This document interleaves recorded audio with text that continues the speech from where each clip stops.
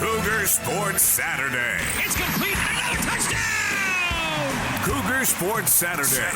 A presentation of KSL Sports. Left wing for three. He got it again! BYU Sports Talk by Cougar fans for Cougar fans. Here are your hosts, Mitch Harper and Matt Baiamonte. On Utah's legacy home of the Cougars.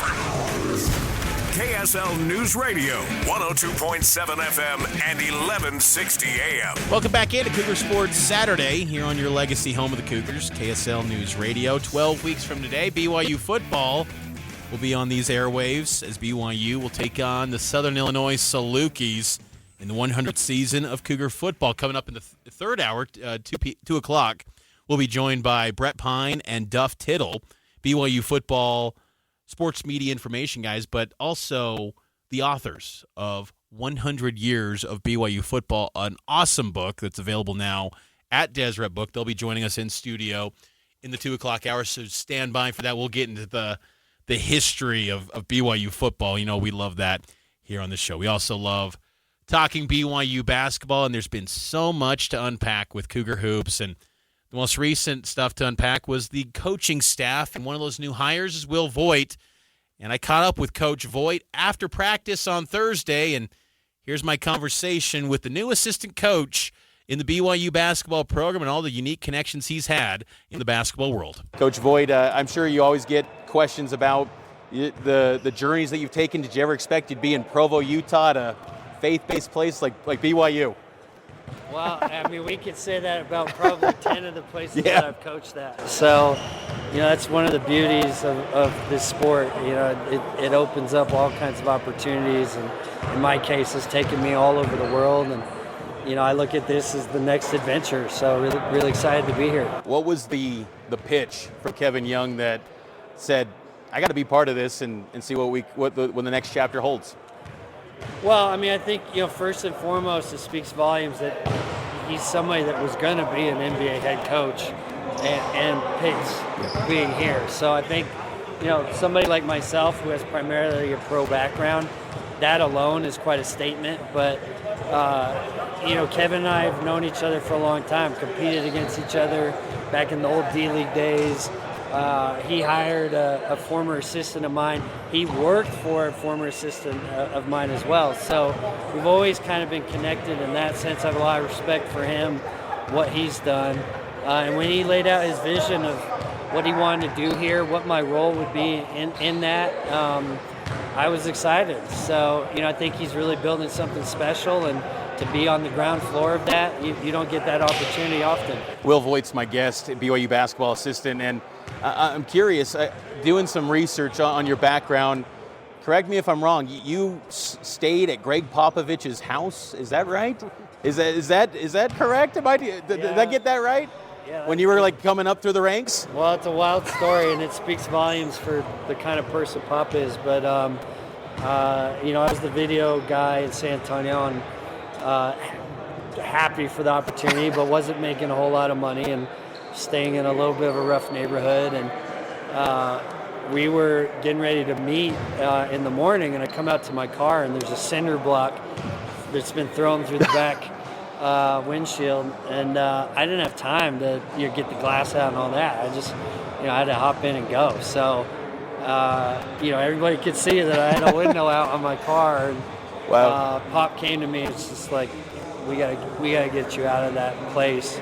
Why don't you come? He had a guest house. You know, why don't you come stay with me and, you know, his now deceased wife, Erin, who's tremendous, and can't be more thankful. And I bring that up because, you know, you've crossed paths with so many basketball minds. Is Popovich someone that you look to as a mentor, and maybe other individuals that's kind of shaped your coaching style and maybe influences in basketball? Oh, absolutely. I mean, I cut my teeth with Pop. Just, you know, bringing me there and being a fly on the wall. You know, Mike Budenholzer, Mike Brown, you know, Hank Egan, great people at BYU would know him from his Air Force days, and San Diego days. Right. So I was around great people, and I was young and didn't know anything. So just to be in the room and listen and learn, I mean, that laid the foundation for everything I do. But I've been incredibly lucky. Coach Barnes, Coach Dunlap, the other people that I've been fortunate to be around and learn from. Sometimes in this business you need that, and fortunately I had it. What were some of the proudest moments you've had in your basketball career? It's probably tough to pick a few and just highlight a couple, but just some of the moments that you feel have been real kind of benchmarks in your coaching career. Yeah, that's a great question. I guess it's the Olympics. Yeah. I mean, walking into the Olympic Stadium in Rio and being a part of that, I think is something that's always going to stay with me. But backing that up a year prior, to this day, we're still the only African champions Nigeria's ever had. And they've had 3 NBA head coaches. Wow. So I think that accomplishment and everything we had to go through to do that is something I'm really proud of. If you want to win a bar bet or a sports bet, there's 2 ABA teams in history that won back-to-back championships. One is the Indiana Pacers, and the other is the Vermont Frosties. Wow, I did not know that.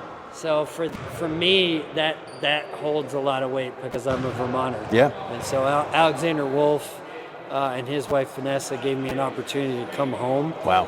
And coach, a pro basketball team in my home state. And so for us to then have success like that, also really special. So those are probably 2 standout moments. I'm curious too. I'm sure you get asked about it a lot, but your background with defense and I'm curious with pill switch, is that correct? What goes into that? Just kind of cliff notes of that background and how that came to be. Yeah, I mean, honestly, it came. I was coaching the Angola national team, and we had a player. God rest his soul, Reggie Moore, just a beautiful, beautiful person. But he was in the later stages of his career. One of our best shooters, but couldn't really defend, couldn't really move anymore. And we needed to play him for his shooting. And his teammates were basically peeling. So interesting. They were doing it naturally, and I was watching it, and it just was like, oh, that makes a lot of sense. And so we were exploring it as a staff from them showing us the way, and then, slowly building a system around it, and then it just kind of kept evolving from there. So it's wild today that it's so prevalent, and people even call it peel switching. Yeah. That the name stuck, that the idea stuck. You're seeing a lot of it in the NBA even. So it's pretty cool. But the credit goes to the national team players of Angola. It's not something that I woke up one morning and was like, let's do this. That's really neat. A few more moments here with Coach Will Voigt, and I'm curious, with college basketball, Coach Young's talked about how there's a lot more similarities than I think people realize now. The lines are kind of blurring more. Your thoughts on maybe where there could be similarities and your feelings on maybe recruiting now at a place like BYU to the Big 12? Well, I think you touched it. I think the way rosters are being formed, especially at high major programs, is exactly like a pro model. And in a lot of ways, it's like an international pro model. So the experience that I had coaching abroad really helps with that. So, a lot of it is now through agents, just like you would if you were signing, pro guy to some kind of international deal. So I think the days of grassroots recruiting they're not out, but they've changed. And so that landscape is something I'm really familiar with a pro background. And I think with that, there's a different approach, I think, to how you'll coach the players. So, when there's a 4-year commitment and it's been built from a young age, that's one thing versus if you're in the portal and maybe you've got a guy for 1 year, 2 years max. How can you get that person to understand the culture of where you're at, to represent the university in the right way? And I think that's where G League experience really comes in, right? That's the world that we've lived in. So our rosters change constantly, and you're getting players to get up to speed within a system, understand what they're representing from a big picture. So I think those environments are really new to people who've only been in the college scene, and that's hopefully something both Kevin and myself are pretty comfortable with, and can use to our advantage. Last thing for you, Coach, and I appreciate all the time. Just maybe some goals that you have in this summer period with the team, and before practices get going full steam ahead in September. Yeah, I think for us, we're a little late to the game in a lot of it. A lot of the portal stuff had already been explored by the time our staff was formulated. So right now we're really, I think, digging hard there with the remaining scholarships. And because of that, the emphasis on the summer stuff is not quite as extreme as it might otherwise be. So for right now, it's really a learning process, getting to know the guys who are here now, learning their strengths and weaknesses, thinking about how we best showcase their abilities, while also trying to add hopefully 2 other good players to the mix.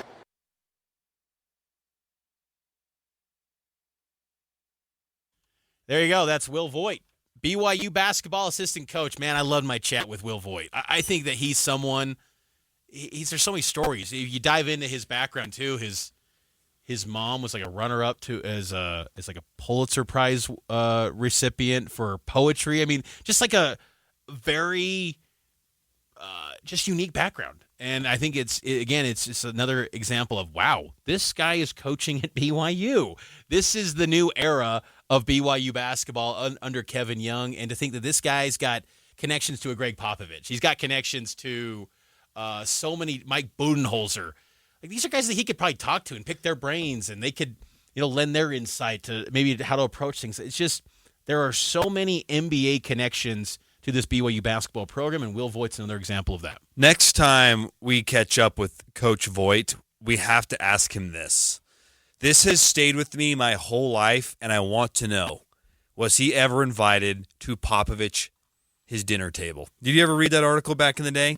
He has a belief, this Greg Popovich, that a dinner table cannot exceed 6 people, and it cannot be less than 4 people. I did not know that. It is a fascinating read. All you got to do is Google Greg. In fact, I'll do it right now. Greg Popovich dinner table. I guarantee you it pops up. And I kind of am. Here it is. It's the first thing that pops up. Inside secret team dinners that have built the Spurs dynasty.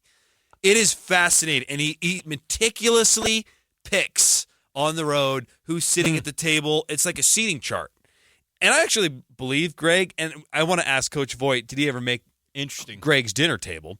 But if there's less than 4, it's hard to keep conversation flowing. But if there's more than 6, conversation breaks off. It's no longer a group of a group conversation. It's very true. It's very true. And I think about it all the time when I get to big dinners. I'm like, there's too many people at this table. There's too many people here. Every time at my wife's family, we'll get together for like a Mother's Day thing, and I go, why are we all getting together? Like, we're just all with the groups that we always spend every single day with. I'm dying to ask him that, but I wish I would have known that. I should have known about the table. That's a fascinating thought. Next time we talk to him, I'm going to bring it up. But I don't know how long he or some of the other coaches are going to be here, and that's a good thing. I think that they have great backgrounds. I think they have clear aspirations to run programs themselves, probably preferably at the NBA level, but we'll see. But whether he's here for 1, 2, 3, 10, whatever the years is, I love that conversation, Mitch, and I think he's a huge asset to Kevin Young. Let's take a break. On the other side, we'll do a little bit of a football check-in as BYU football added a new transfer to the defensive side of the ball, and as we continue to count down 12 weeks until kickoff for BYU football here on Cougar Sports Saturday, and it's powered by KSL Sports.